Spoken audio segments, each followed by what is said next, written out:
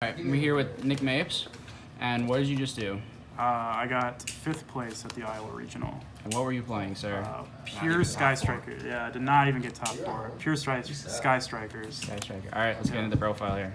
Alright, so standard, you gotta play 3-ray. This card keeps coming back. It's a pain to out, and it's like your main starter card. Right. Then that's like our only monster we play, other than like a bunch of hand traps. So we played 3 Ash because it hits everything right now. Also played 3 Cherries. I wanted to play cards that you could draw into off of like Shared Ride that were like actually did something that kept you from losing. And Cherries is the best. Cherries is not correct.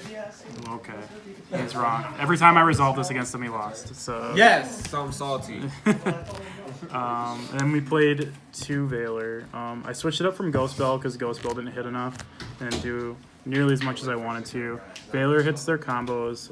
It also can stop the Trickstar, which is what I was mostly prepared to play. And I played like 4 rounds of Trickstar. You can play Droll?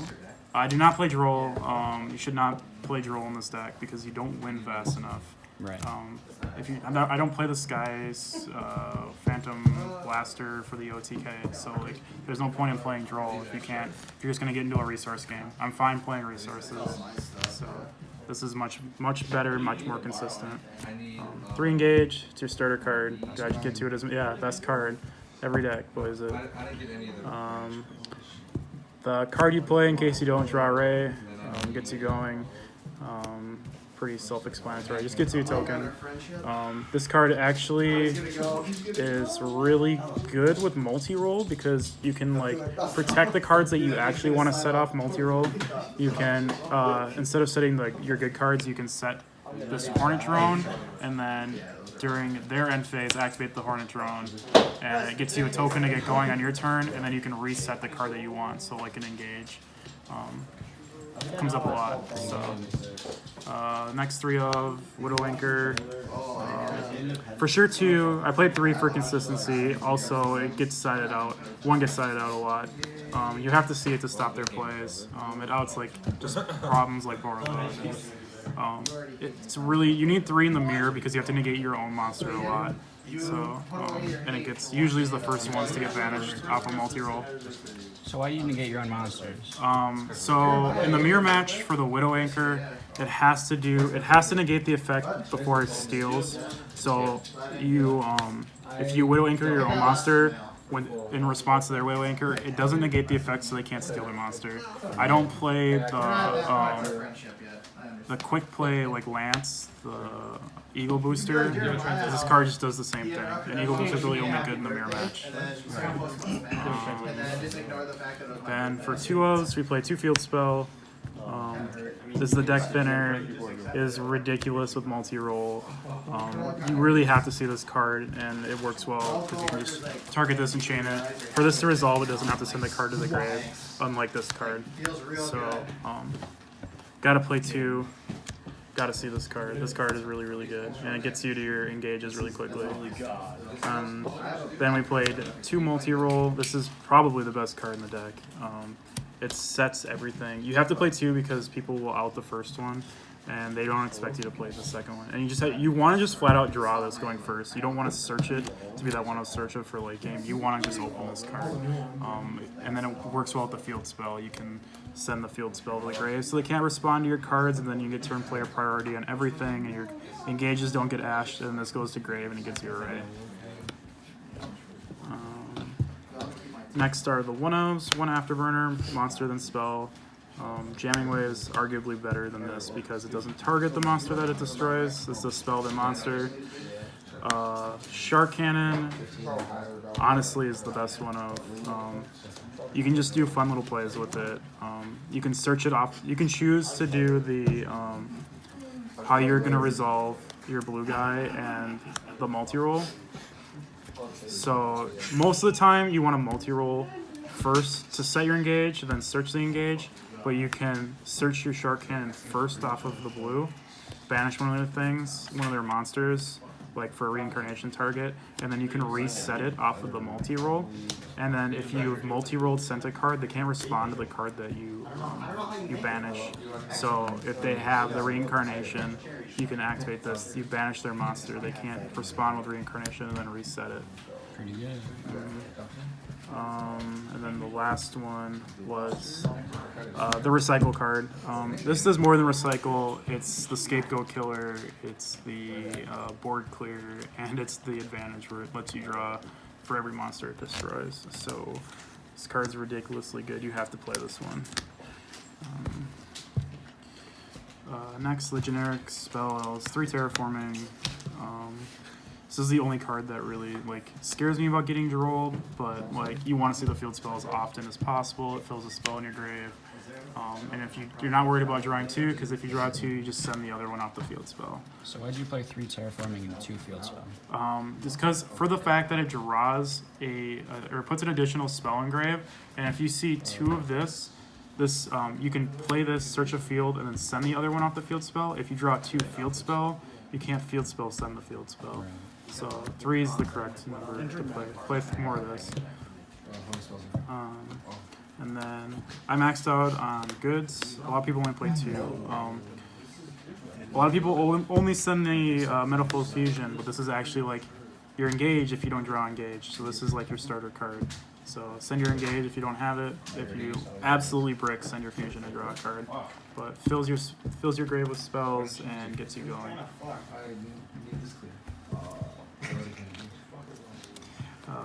The Metaphor Fusion to send back.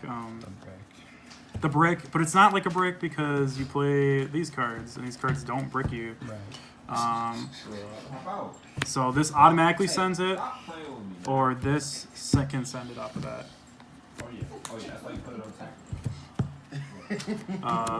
The Rhoda to search the ray, the Upstart to fill the spells, and then the 3 of impermanence. So how was that card for this weekend? It was good. They ruled it correctly that this card does not follow. It's not supposed to follow, but it's still good. It's still only like a 20% chance that they open the Lycris to go with the Candina. Right. So like you still play it correctly and you still hit their cards. And it's another card that you can draw off a shared ride that is responsive, and it turns off problems like fragrance and what else? Imperial Order, just cards. People don't play around this card, then they still activate cards in the same column. Right. So Get punished. very good. Definitely get punished.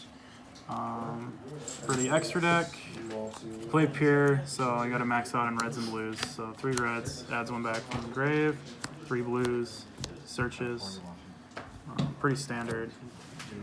And then the tough part, the Borrow load, more to make it than just a Cherries target. But it's not that hard, really, late game. And it is, if they do scapegoat and it puts you in a bad spot, you can definitely Cherries the Borrow load. The Firewall is for the Cherries target. The Trickstar matchup, so you don't lose to the Firewall Lilybell OTK. Also, off the shared ride, if you draw it after they summon the Isolde, you can still hit the Firewall. So I wanted to have something to hit later on. Topologic works well with the token maker, so it's really good in the mirror and against Ultrageist. It clears the back row and burns, and it's like the one thing you still have in your main phase if you get called in time that does burn damage. Yeah. Pretty good. Triple Burst, the one card that's like the engine one that you need in this. So a lot of people don't know what this does, but during the damage step, it can negate spell trap and monster effects, and it's a quick effect. It does piercing to anything with lower defense than its attack. So they can't bring back the ray, right? Yep, they can't bring back their ray, so it's good in the mirror. It's good against Goki because it can negate all their effects. And then if you like, the equip spell doesn't need whatever it was here. All it needs is you have to have no monsters in your main monster zone. It doesn't care what it equips to, so it doesn't have to be a Sky Striker. So you can equip it to this, or like a Borreload or something, and it just makes all these things attack twice and draw extra cards. So like It's another one that works really well. And then the last effect says during the main phase you can tribute this card, except for the turn that it's summoned, and you summon back a link 2 or lower from your grave.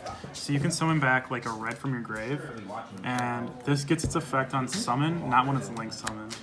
So you can make this out their board, and then if they don't out it, you win because during your main phase you tribute it, summon back a red, and you start recycling again.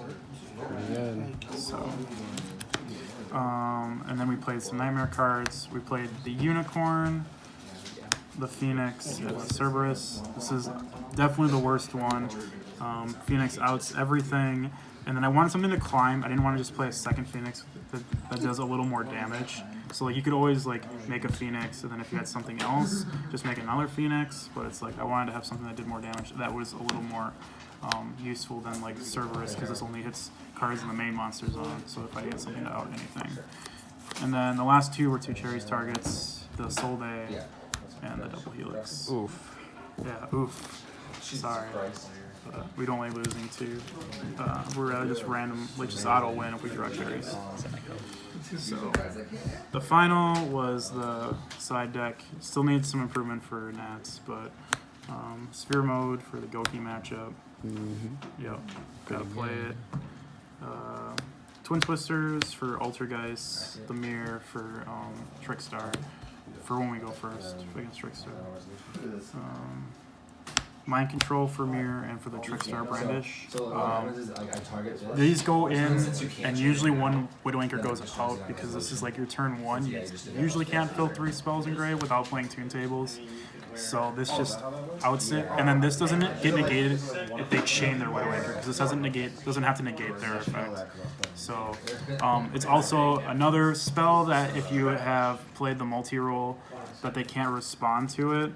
So like, if you start out your turn with a multi-roll, and then you have this in hand, and say you're playing against like ABC, and then if you send and then you activate this and you target with their ABC, they can't chain to it. So it's just got little plays like that.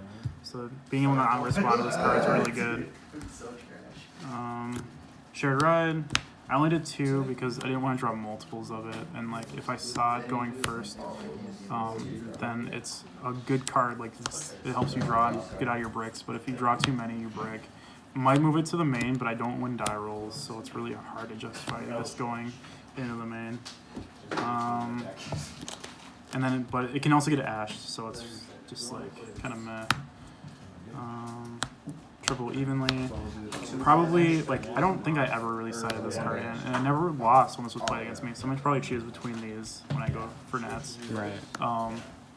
It's a lot of mass removal, and like I never have found a time to side in all 6, so it'll probably be one or the other. This just honestly is usually just a bait. It just gets negated. The only thing that's really good against this, or this is for, is for the True Draco matchup, but they usually have Red Reboot or Iron Wall, so this might be coming out as good as that card is. And the last 2, probably the best 2, are the Typhoons. Just the 1 card outs when you go first to the light stage. Going second in the mirror, it hits the multi-roll, so they can't resolve. If you keep them from resolving multi-roll, you win. So, yeah, that's it. So, I don't know how much I would really change it. I wanted to maybe change a little bit of the side deck. I like the main deck. Main deck's 40, it's consistent, and draws well. So, Any shout-outs?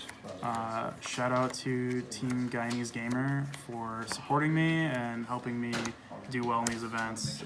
Shout out to Romello for finishing 1 behind me again. But What you mean again? he did tell me to play the Soul Day to hit off the cherries first and not the firewall, which is correct. I'm stealing your deck. Shout out to Brian Kalina for still not being second in world points. Hey, you're right. I'm still not. Shout out to Tom Diskin for buying everyone's cards so I can play this deck. I'm trash. Alright, thanks.